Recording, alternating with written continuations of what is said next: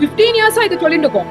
15 இயர்ஸா இந்த whole deep state சொல்லிட்டு பகவான் நித்யானந்த பரமசிவா மேல அந்த மார்ஃப்ட் டீப் ஃபேக் வீடியோ பண்ணோட்ல இருந்து நாங்க சொல்லிட்டு இருக்கோம். கோர்ட்ல இருந்து யுஎஸ்ஏ கோர்ட்ல இருந்து தீர்வு கூடி வந்தாச்சு. அது வந்து கம்ப்ளீட்லி மார்ஃப் வீடியோ. அதுக்கு ஒரு 60 டெக்னிக்கல் ரீசன்ஸ் கூடி சொன்னா court FBI level technical experts அதான் யாருமே அந்த வீடியோல கொண்டு வரல. இப்போ நம்மளுக்கு எல்லாருக்குமே தெரியுமே top biggest news happening in the world என்னது?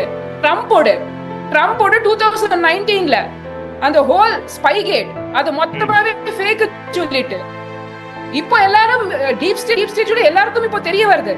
ஏன்னா அங்க ட்ரம்ப் மஸ்க் இவெல்லாம் பேசுறா சொல்லிட்டு இவ்வளவு பெரிய லெவல்ல ஒரு நடக்காத விஷயத்த பண்ணி நிரூபிச்சுட்டா. ஆனா இப்போ எல்லாமே வெளியில வருது. இப்போ எல்லாருக்கும் புரியுது power of deepfake, power of deep state.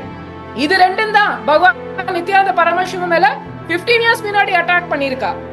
ஏன்னா அவங்களுக்கு தெரியும் சுவாமிஜியை விட்டா எந்த அளவுக்கு ஹிந்துவிசம் ரிவைவ் பண்ணுவா.